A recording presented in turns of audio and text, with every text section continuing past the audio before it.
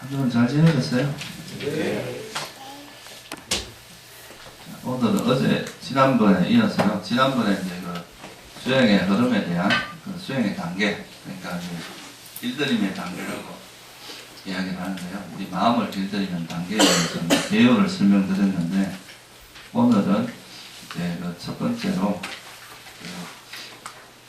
우리가 이제 그 수행을 하기 전에 첫 번째로 이제 그 필요한 게 뭐냐 하면 그 선우를 만나는 거라고 할 수 있거든요. 이제 우리가 살아가는 이 이제 삶의 형태하고 실제로 이제 수행을 하면서 사는 형태가 이제 다른 게 뭐냐 하면, 우리가 사는 세상은 대체로 보면 이제 이 감각적 욕망이 이제 주류가 되는 세상이고요. 부처님은 이제 그런 세상, 그런 삶에 대한 허점을 보신 거죠. 그러니까 이제 감각적 욕망을 추구하고 이렇게 살아가는 삶에서 이런 삶이 우리는 이제 행복이라고 생각하고 살아가지만 막상 그 삶을 살아보면 그게 행복이 아니라 우리 삶에서 이제 고통을 유발하는 그런 것이라는 것을 이제 아시고 그거를 이제 설명을 한 건데, 근데 일반적으로 이제 이런 가르침 같은 경우는 여러분들이 이런 부처님의 가르침이라든가 뭐 성인의 가르침을 듣기 전까지는 이런 사고를 하기가 참 힘듭니다. 그러니까 어떤 집단에 빠져 있을 때는 그 집단에서 행해지는 그게 보편적인 가치가 있기 때문에 그걸 벗어난 사유를 하는 것이 정말 힘들거든요. 그래서 감각적 욕망을 이제 추구하면서 살아가는 그런 세상에서 그거를 벗어난 어떤 삶의 형태, 이거는 완전 다른 차원의 이야기거든요. 이게 이제 보통 살아가는 방식과는. 그래서 그거를 자기 스스로 찾는 것은 굉장히 어렵고요. 그래서 그거를 이제 처음에 그런 이제 이런 바른 법을 이해하는 이제 첫 번째 조건이 뭐냐 하면 그 선지식을, 소위 말해서 좋은 선우를 만나는, 좋은 친구라고 하죠. 이 빨리어로는 깔리아나미타라 그럽니다. 이게 이제 아주 유익한, 좋은 그런 이제 친구 또는 서성, 뭐 이런 뜻인데요. 벗 이런 뜻이죠. 그래서 처음에는 이제 그런 성인들 또는 지혜가 뛰어난 사람들의 가르침을 먼저 들어야 이제 그 어떤 새로운 어떤 전환점을 마련할 수가 있단 말이죠. 그래서 그 처음에 이제 그런 선지식이나 그런 성인들의 가르침을 듣는 그 인연을 만나는 것이 되게 중요한데요. 그게 바로 이제 선우를 만나는 거다. 이렇게 이제 이야기를 할 수 있습니다. 그래서 이제 부처님 같은 선우를 만나는 게 최고 좋겠죠, 그죠? 이제 부처님은 모든 방면에서 이제 지혜가 출중하신 분이니까 그런 분을 만나는 것은 이제 가장 좋은 인연을 만나는 거고요. 네, 그런 분을 만난다는 것은 되게 큰 의미가 있습니다. 그래서 이제 그 상유대 니까에 보면 이제 그 절반경이라는 경이 있는데요. 거기 보면은 그 안한존자가 수행을 하다가 부처님께 다가와서 말씀을 하시는데, 내가 생각을 해보니까 이 수행하는 데 있어서 스승, 도반, 그러니까 선우의 역할은 거의 50반은 되는 것 같다. 이렇게 이제 말씀을 드렸어요. 그러니까 부처님께서 그 말을 듣고 아니다. 실제로 수행하는데 도반의 역할은 거의 전부다 그랬어요. 전부. 반이 아니라. 네, 전부고, 그런 이제 거기서 뭐라고 말씀하시냐면 나와 같은 선우를 만났기 때문에 중생들이 이런 윤회의 고통에서 벗어날 수 있다 이거죠. 근데 이제 여러분들이 지금은 이제 이런 어떻게 보면 불교에 자꾸 이제 절에 다니다 보면 이런 말들을 들으면 되게 이제 강렬한 말 같고 좀 타성에 젖을 수도 있어요. 그런 말들이. 근데 어떻게 보면 대부분의 사람들이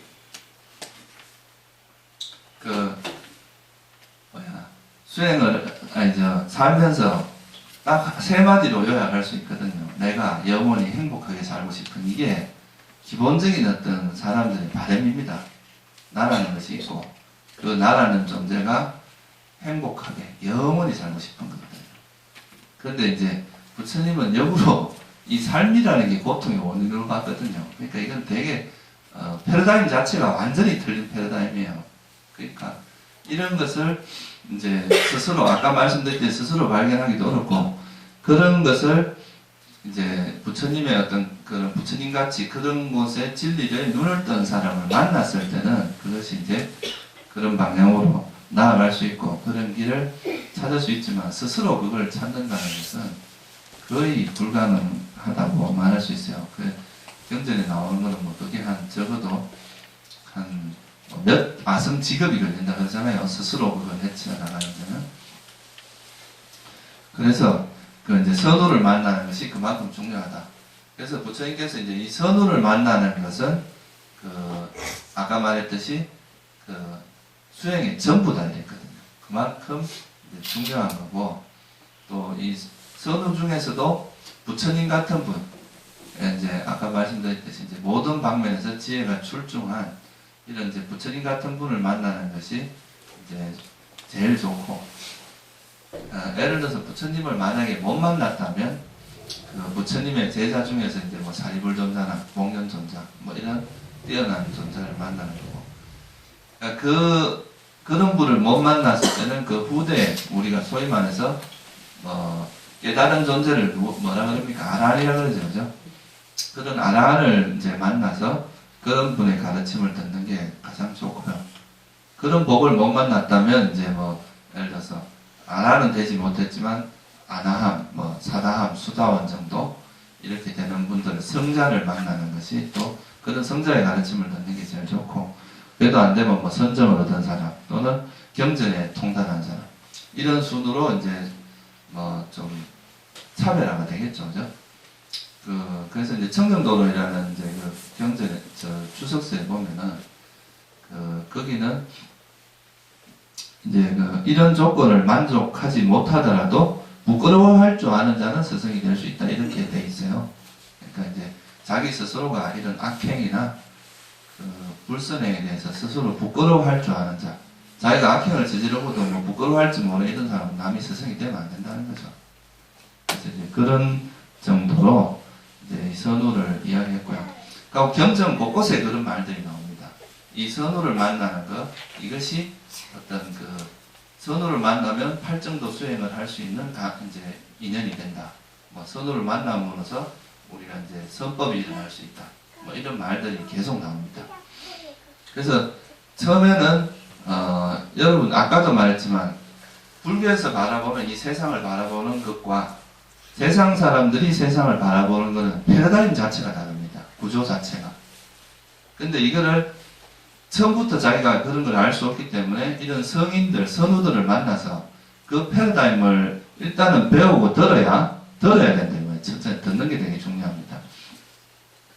그러면 이제 그 패러다임을 이제 우리가 실제로 우리 삶을 지금까지는 그냥 우리가 살아오면서 세속적으로 우리가 사회 속에서 교육받은 것 또는 습관적으로 해오던 걸로 인식을 하고 살아왔잖아요. 그죠?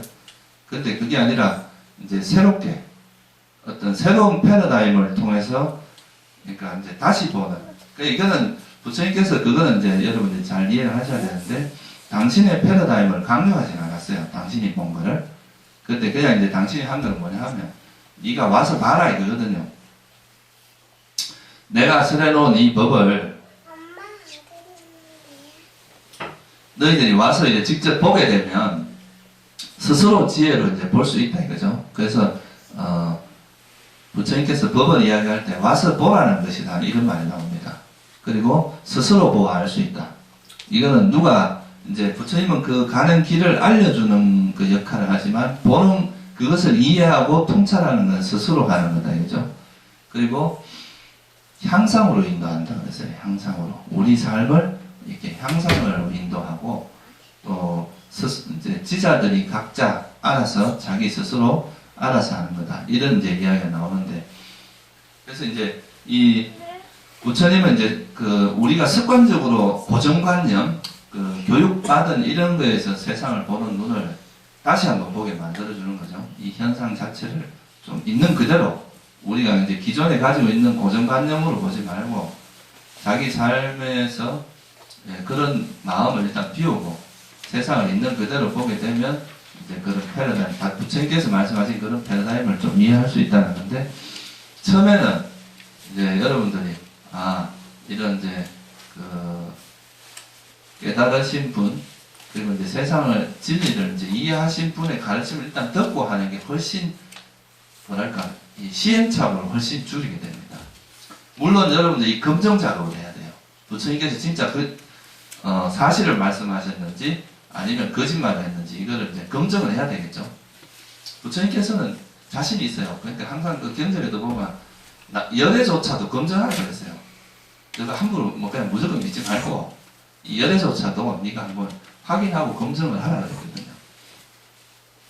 그래서 이제 그런 방식으로 먼저 이 선우의 가르침을 듣고 그 패러다임을 한번 이제 그 가르침을 들으면 그거에서 이제 발심을 해서 이제 수행의 이제 길을 갈 수도 있기 때문에 이제 그런 과정이 이제 첫 번째 우선되는 것이 여러분들이 막 몇 아성지금이라는 시간을 아껴서 이 생이나 뭐 한두 생만 가지고도 이런 일을 마무리할 수 있는 그런 이제 가능성이 열리는 게 이런 법에 대해서 듣는 겁니다. 먼저. 그래서 이제 이런 선우를 만나면 그 소위 말해서 부처님께서 이 세상을 바라본 어떤 관점 이거를 부처님께서 이제 제시를 했고 그 제시한 것을 여러분들이 스스로 아까 말했듯이 이제 수행 과정을 통해서 스스로 보는 그런 과정을 거치게 되겠죠, 그죠? 그래서 이제 부처님께서 우리에게 이제 당신 스스로가 깨달음을 얻어서 그 진리라고 이렇게 딱 이것이 내가 바라보는 또 진리다. 그러니까 이거는 부처님께서 이제 깨달음을 얻고 나서도 그런 말씀을 하셨습니다. 이 법은 내가 만든 게 아니라 그랬거든요.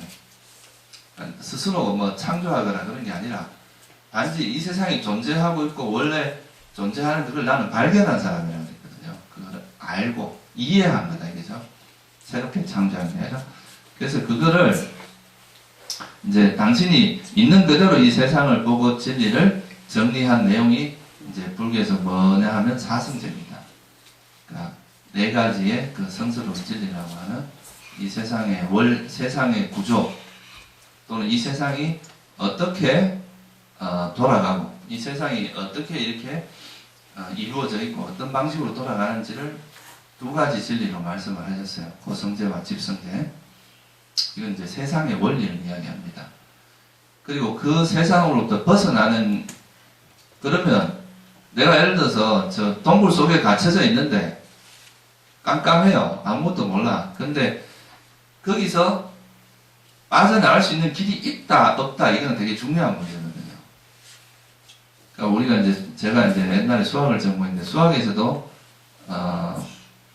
수학에서 하는 거는 어떻게 보면 구체적인 답을 푸는 것도 중요하지만 이 방정식이 해가 있다 없다 이걸 아는 것도 되게 중요한 문제입니다. 그러니까 어떤 방정식이 있으면 이 방정식을 우리가 풀면 답이 있다 없다 이거를 또 증명하는 것도 수학에서 아주 중요한 부분 중에 하나예요. 그런데 이제 여러분들이 예를 들어서 열심히 수행을 하고 노력을 하긴 하는데 그 노력을 해서 나중에 내가 해탈이라고 하는 그런 것이 있는지 없는지도 모르는 상황 같으면 갈 수 있겠어요?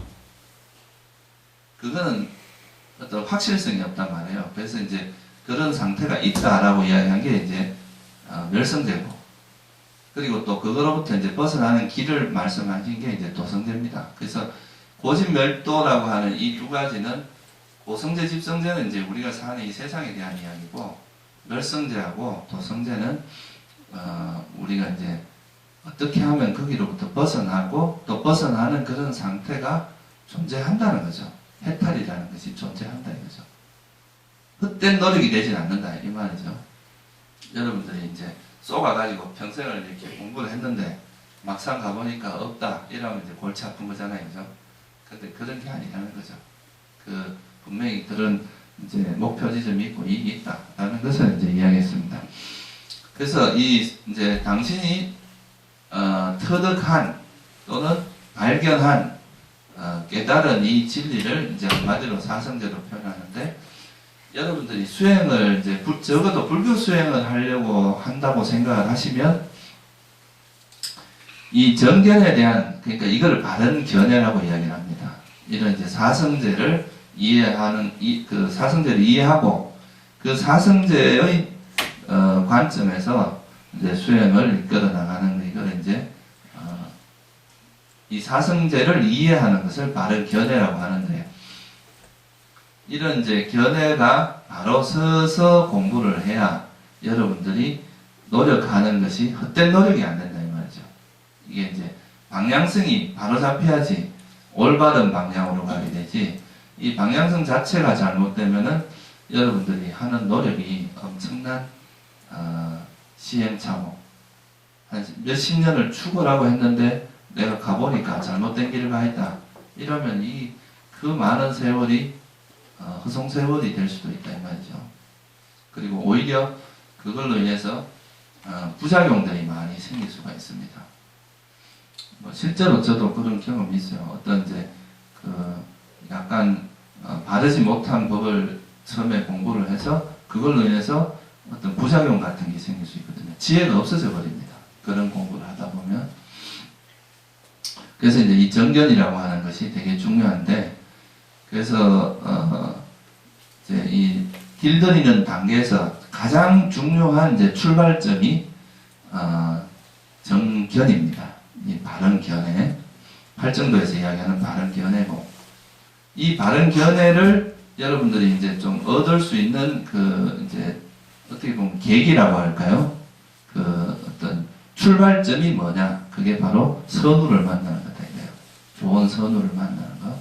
적어도 이런 사성제나 팔정도를 설명해 줄 수 있고 바른 길을 알려줄 수 있는 이런 사람을 만나는 것이 이제 중요한 거다 이거죠.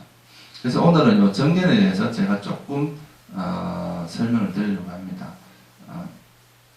이걸 너무 이론적으로 제가 설명드리진 않을 생각이고, 이 사성제가 이제 뭐를 의미하는지, 그리고 우리 삶에서 이것이 이제 어떻게 적용되는지를 제가 좀 간단히 설명을 드릴게요. 그러니까 이제 불교에서 말하는 이 고성제라고 하는 것은 우리 삶의 모습을 이야기합니다. 우리 삶의 우리가 살아가는 이 삶의 본질, 그거를 이야기하는데,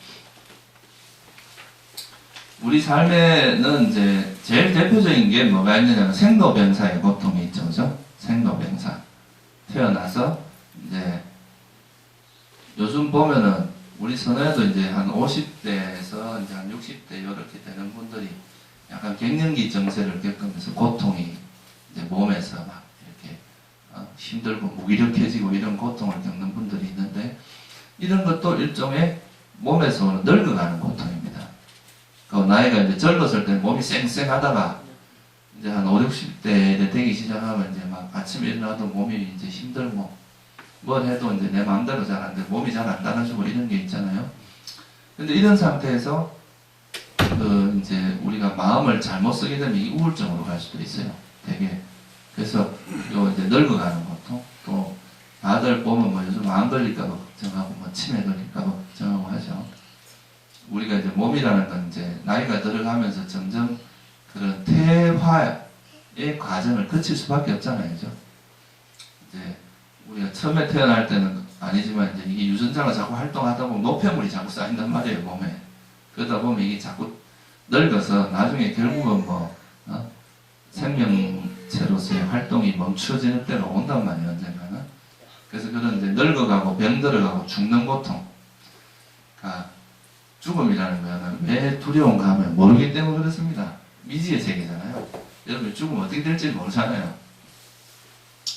죽음 이후에 어떻게 되는지를 이제 이해를 하면 사실 두려울 것도 없는데, 이제 뭐 특히 나쁜 짓 많이 한 사람은 내가 어떻게 될지 겁나거든.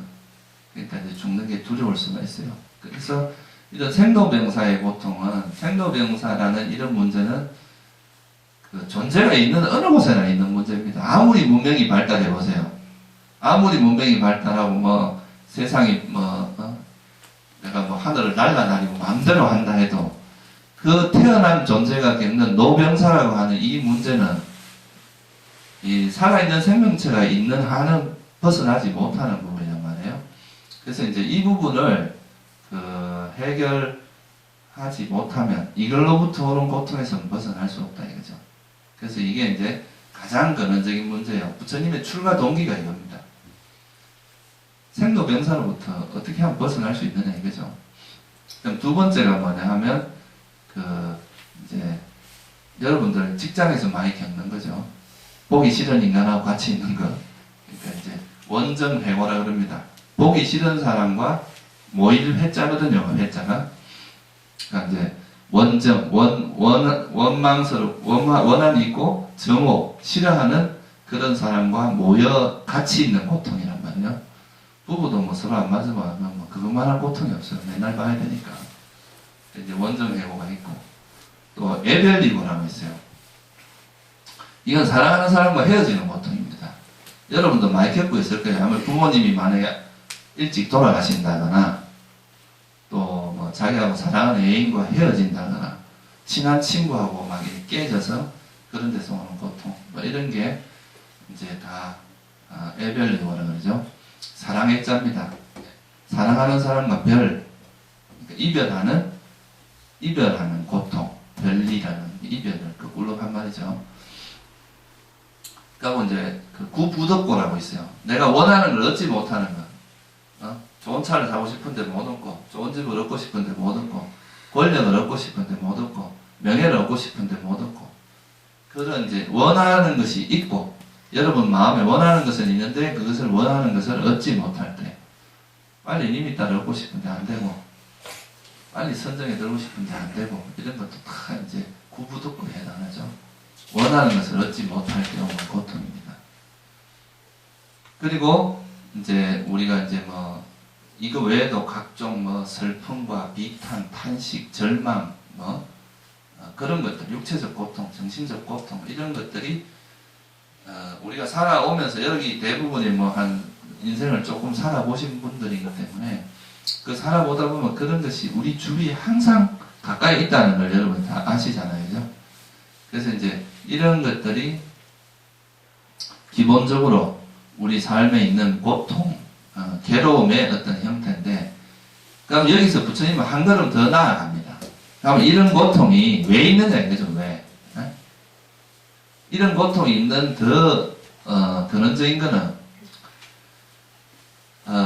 그게 이제 좀 부처님의 어떤 독특한 새로운 어떤 방식인데요. 여러분들이 잘 생각을 해보면 이런 생로병사나 이런 것도 부처님이 착안한 거는 뭐냐 태어났기 때문에 있다 이거예요. 여러분 만약에 이 몸이 다시 말해서 몸과 마음이라는 것이 만약에 없다면 고통이 일어날 끈덕지가 없다 이 말이죠. 몸이 없으면 어디로부터 그 육체적 고통이 있을 거냐 이 말이에요. 그러니까 마음이라는 것이 없다면 어디에서 그것에 대해서 고통을 느끼고 이럴 그 주체 자체가 없어져 버리니까. 그래서 이제 이런 고통이 일어나는 가장 근원적인 것은 이 몸과 마음이라는 것이 있기 때문이라는 거죠.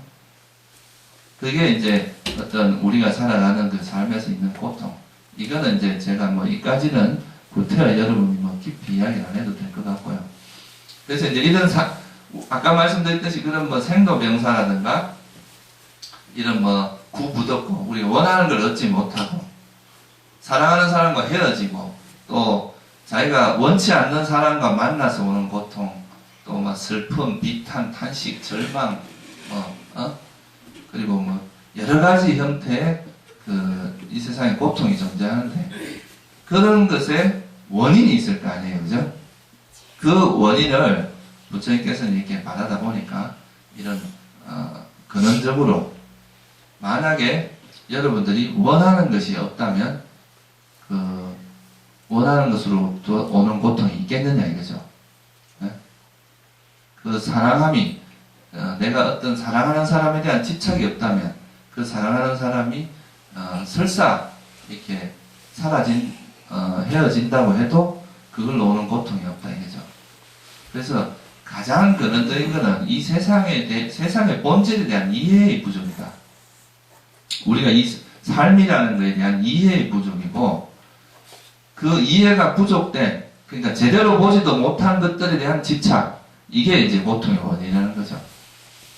사실 어떻게 보면 우리가 죽는 것은 되게 당연한 것이라고도 말할 수 있거든요. 그렇잖아요. 우리가 태어나서 이 물질적인 게 형성이 되면 이거는 어떤 물질이 가지고 있는 그런 일종의 변화의 과정을 통해서 그 태어난 존재가 사라지는 건 어떻게 보면 되게 당연한 건데, 그 태어난 상태를 끝까지 유지하고 내가 안 죽으려고 발버둥치는 이게 이제 어떻게 보면 고통을 일으키는 거지. 만약에 그런 걸 인정을 해버리고 그걸 받아들인다면 그게 고통이 되진 않잖아요. 그죠? 그래서 이제 이 고통의 원인은 결국은 뭐에 있느냐 하면 우리 그 어리석음과 이런 갈증에 있다는 거예요. 갈증, 가래 때문에 일어나는 얘기죠. 집착. 그래서 이 두 가지를 조금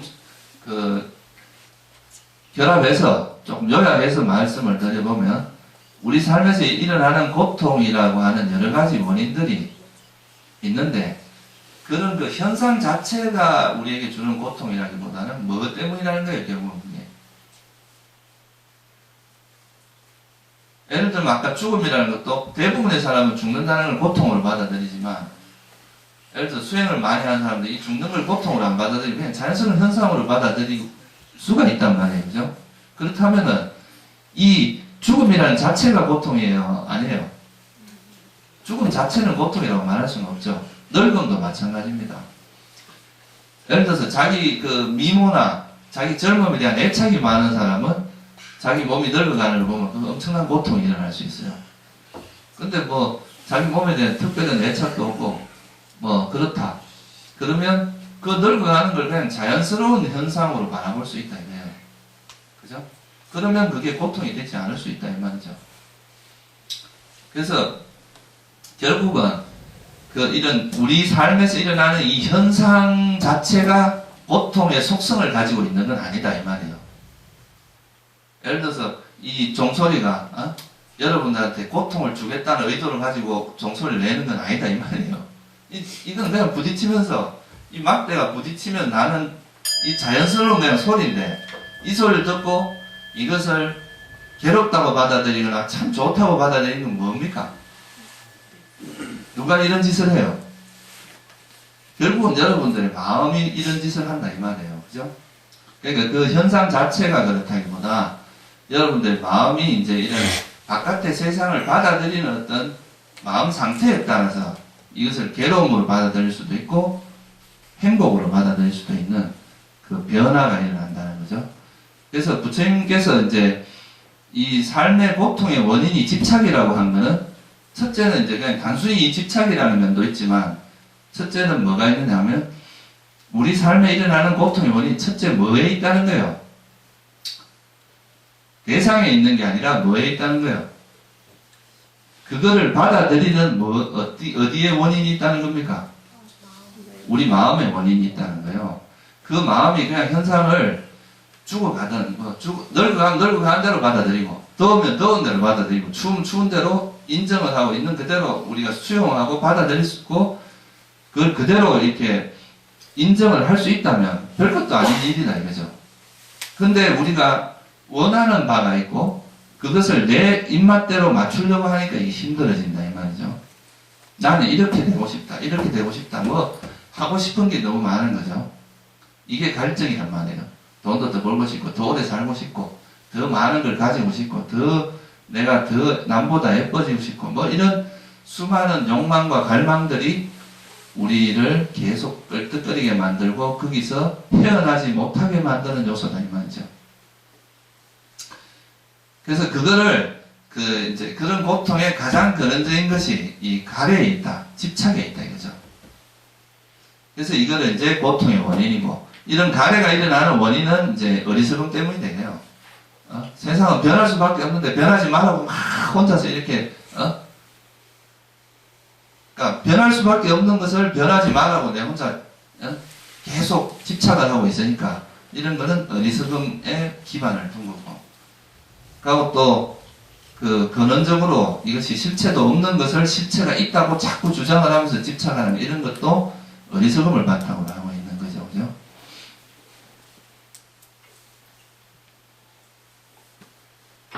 그래서 이제 조금 이제 어려운 이야기를 빼고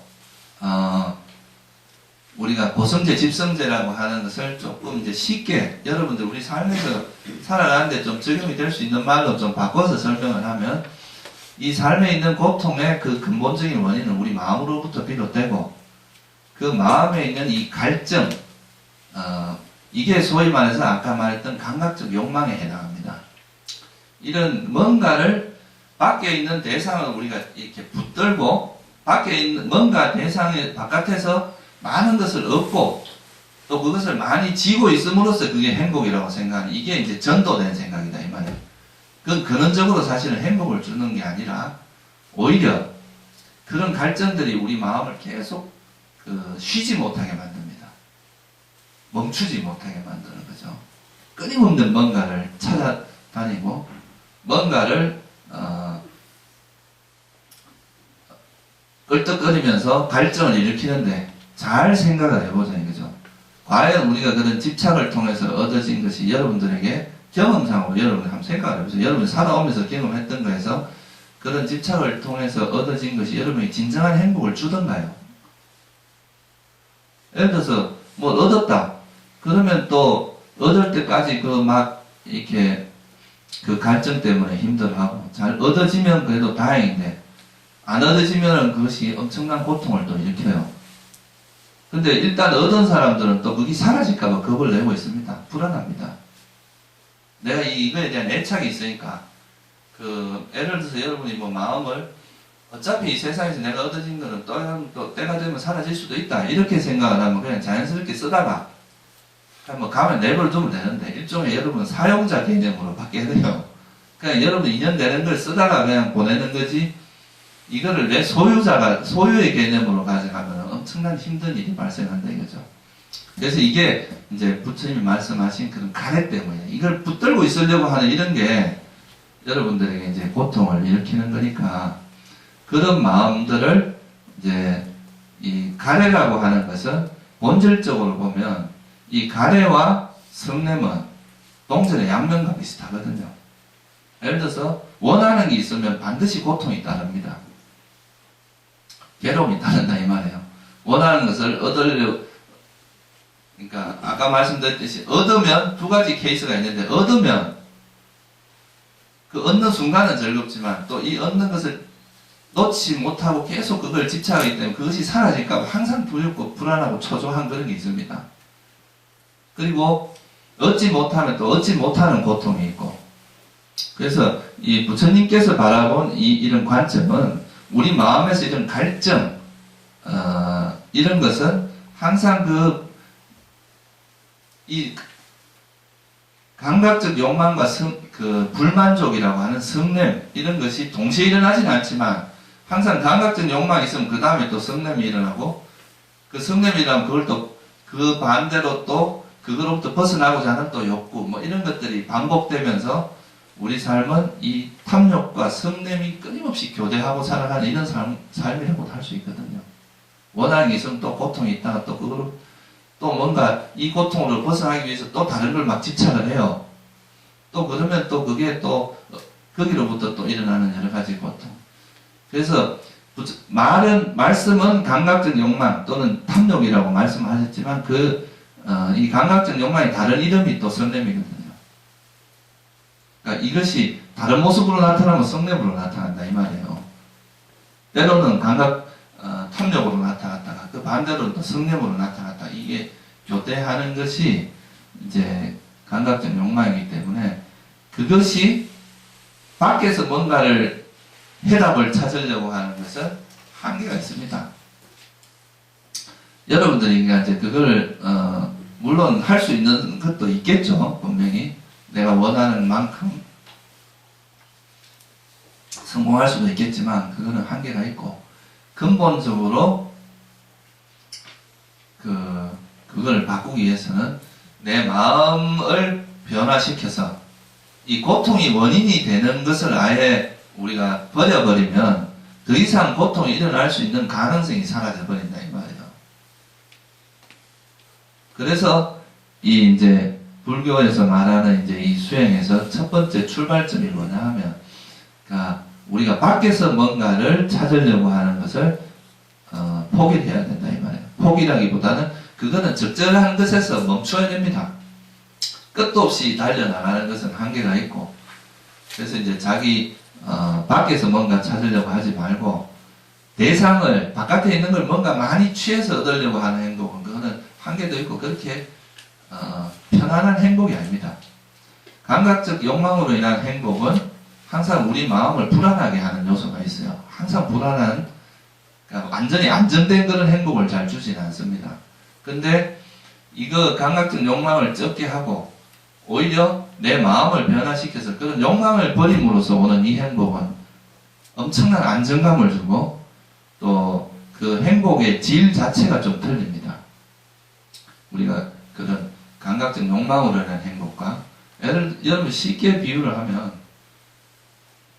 우리가 어릴 때 그 술을 마신다거나 영화를 본다거나 또는 노래방 가서 실컷 놀다가 그렇게 얻어지는 그 행복하고 여러분들이 되게 고아원이나 어디 딴 데 가서 되게 자원봉사나 참 어떤 좋은 일을 많이 하고 그럴 때 오는 그 느낌, 그 행복한 느낌하고 두 개를 비교해보면 좀 차원이 다르거든요. 앞에 이거는 어떻게 보면 자기 감각적 욕망을 즐기면서 오는 행복이고 근데 이거는 그런 감각적 욕망이 아니라 남에게 어떻게 보면 내가 가지고 있는 걸 이렇게 능력이나 이런 걸 베풀면서 오는 행복이잖아요. 이건 이제 어떤 면에서는 감각적 욕망을 버림으로써 오는 행복이거든요. 근데 두 가지가 비교를 해보면 확연히 다릅니다. 그래서 이제 부처님은 이 행복에 두 가지가 있는데 하나는 감각적 욕망을 통한 행복이고 하나는 이 감각적 욕망이라고 하는 욕망을 놓음으로써 버림으로써 오는 이 행복이 있다 이거죠. 근데 세상 사람들은 이 행복은 잘 모른다는 거예요. 대부분 이 감각적 욕망을 통한 행복만 알지 이 감각적 욕망을 버림으로써 오는 행복은 모른다. 근데 이 감각적 욕망은 겉으로 보기에는 행복해 보이지만 실제로는 행복이 아니라는 거죠. 계속 우리를 불안하게 하고 헐떡거리게 만들고 실속은 없다 이 말이에요.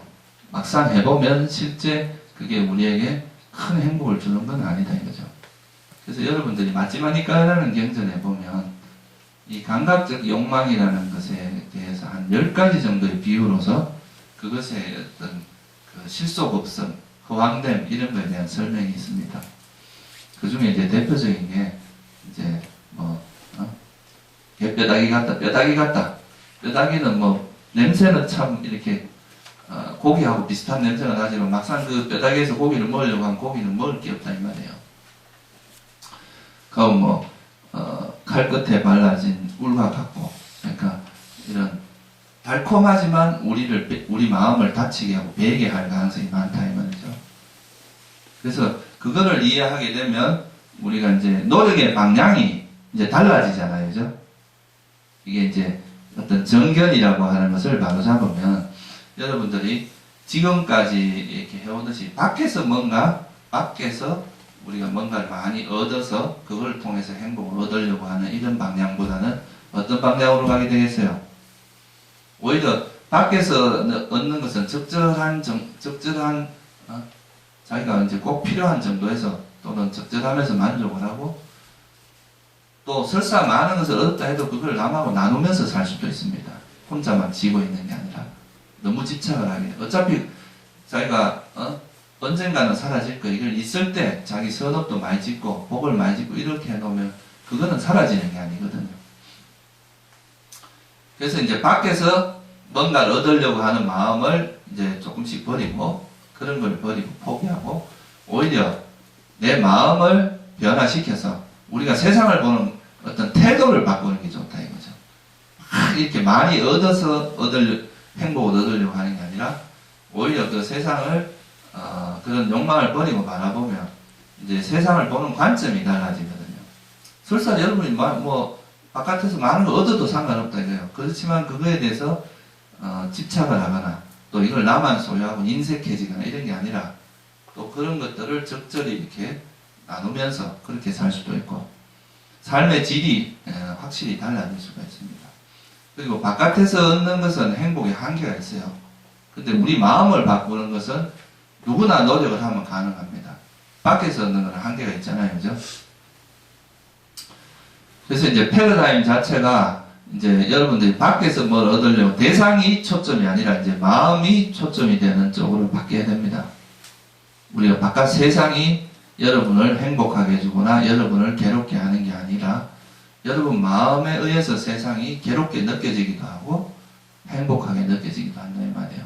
그래서 우리 마음에 대한 이해가 어떻게 보면 굉장히 중요합니다.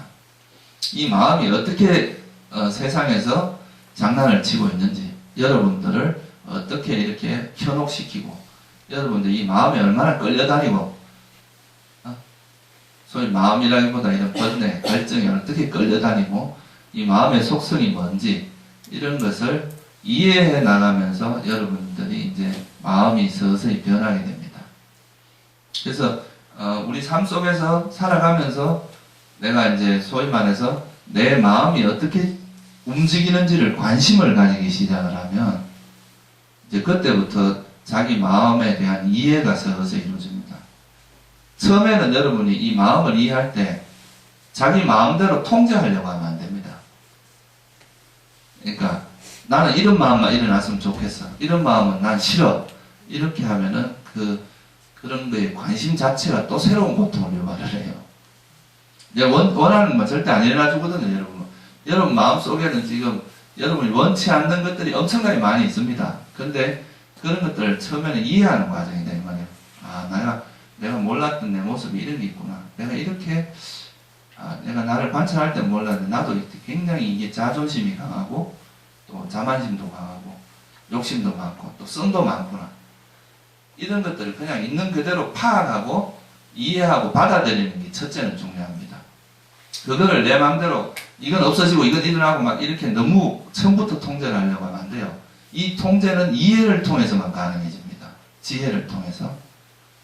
그래서 초창기부터 그걸 통제하려고 하면 상당한 전쟁이 일어납니다. 여러분 마음에. 그런 전쟁은 새로운 또 고통을 만들어내니까 처음부터 뭐 이걸 통제하려고 하기보다 이 마음, 우리 마음이라는 것을 이해해서 마음이 이렇게 움직일 때는 행복해지고 이렇게 하면 괴로움이 일어나고 이런 마음은 우리를 행복하게 하고 이런 거는 괴롭게 한다. 이런 거에 대한 이해를 하는 것이 이제 더 중요하겠죠. 그래서 오늘은 제가 우리 삶이라고 하는 것에서 가지고 우리 삶의 모습이 굉장히 다양한 직업도 있고 굉장히 다양한 어떤 삶의 형태가 있지만 그 본질적으로 그걸 보면은 대부분의 그 삶은 자기가 가지고 있는 어떤 욕망을 실현해 나가려고 하는 이런 게 이제 대부분의 삶인데 뭘 하기를 원하는 건 좋다 이거죠. 그것 자체가 문제되는 건 아닙니다. 여러분들 사회 속에서 뭔가 내가 역할을 하고 뭐 자기 이제 나름대로의 일을 하는 것은 당연한 일인데 이 원하는 것 자체는 탐욕의 형태가 아닙니다. 근데 이거를 집착을 해서 이거를 내가 포기 못하고 딱 지고 안 놓으려고 하는 이런 게 이제 탐욕의 형태거든요. 그래서 그런 것들을 점차 포기하기 시작을 하면 여러분들의 삶이 완전 좀 다른 각도에서 변화가 일어나요. 그거를 이제 사성제에서 부처님께서 이제 고성제, 집성제에서 우리 삶에 있는 고통의 원인은 밖에 있는 게 아니라 여러분 마음에 있다는 걸 알려준 겁니다. 그 마음에 있는 그 마음의 작용 중에서도 특히 사라져버릴 수밖에 없는 것을 꼭 쥐고 안 놓으려고 하는 이런 마음들. 그리고 이제 나라고 할 만한 것도 없는 에고라고 할 만한 것도 없는 것을 있다고 생각하고 확 쥐고 안 놓으려고 하는 이런 것들이 문제라는 거예요. 그래서 그런 것들을 서서히 놓기 시작을 하면 이거는 이제 아까 말씀드렸듯이 지혜를 통해서 여러분이 이런 그 마음이나 이런 현상에 대한 이해가 자꾸 깊어지다 보면 저절로 놓아집니다. 억지로 놓으려고 하면 아까 말했듯이 또 다른 전쟁이 일어나요. 다툼이 일어납니다. 그래서 이제 그런 우리가 마음이라든가 이런 그 우리 마음의 현상 이런 것들을 특히 몸과 마음의 이런 현상을 하나하나 이해해 나가는 과정이 이제 소위 말하는 불교에서 말하는 수행의 과정입니다. 그거는 이제 여러분들이 지금까지는 바깥의 일에 대해서 관심을 많이 가졌는데 이제는 자기 내면에 관심을 가지세요. 자기 마음에서 자기가 진짜 이거 살면서 어떤 사람을 만날 때도 어떤 마음으로 만나는지, 내가 진짜 참 부드럽게 만나는 건지, 아니면 남을 굉장히 강압적으로 하든지 고집스럽게 만나는지, 또는 그 화를 내면서 만나는지, 덕이 있게 만나, 이런 거를 스스로 이제 파악을 하다 보면, 여러분 얼굴 이 모양새는 다 거울을 보면 알 수 있지만, 여러분의 마음의 거울은, 이 마음 상태는 여러분들이 관찰을 해야 알 수 있습니다. 그냥 이렇게 해서는 알 수 없어요. 평생을 가도 자기 마음이 어떤 모습을 가지고 사는지 모릅니다. 이제 불교수의 그 바깥의 모습보다는 자기 마음의 모습을 자꾸 보게 만드는 거예요. 여러분들이 그거는 이제 앞으로 차차 제가 설명을 드릴 텐데, 그래서 그런 부분에 대해서, 그러면 이런 이제 가래라고 하는 우리 마음의 그런 문제가, 이런 이제 집착이나 대표적으로 두 가지로 이야기할 수 있습니다. 겉으로 드러나는 현상은 탐욕과 성냄이에요. 좋아하고 싫어하는 이 마음이에요. 좋은 것은 집착하고 싫은 것은 막 버리려고 하고 가까이 안 하려고 하고 막 이런 마음들, 이 두 가지를 어떻게 극복하는지, 그러면 이 부분에 대해서 이제 설하신 게 이제 멸성제하고 도성제, 이 두 가지로 설할 수 있습니다. 이야기를 할 수 있어요. 그래서 오늘은 우리가 삶에서 문제의 원인이 뭐다, 이 세상이랑 이렇게 막 복잡하게 굴러가는, 또는 막 이 굉장히 복잡한 구조가 일어나는 이 속에 그 핵심적인 내용을 들여다보면 이 탐욕과 성냄이 막 다양하게 작용하고 있는 거라고 볼 수 있거든요. 사람들끼리 막 싸우고 막 이런 것들이 다 이 탐욕과 성냄이 바탕돼서 다 이루어지는 일들이란 말이에요. 그래서 이제 우리 세상의 모습과 그런 세상에서 이런 여러 가지 고통이 있는 그 원인, 이 두 가지를 설명을 했고요. 다음에 이제 다음 시간에는 이거를 이제 저희께서 어떻게 벗어나는지 이 부분에 대한 그 이야기를 조금 더 하게 하겠습니다. 오늘 이걸 마치겠습니다.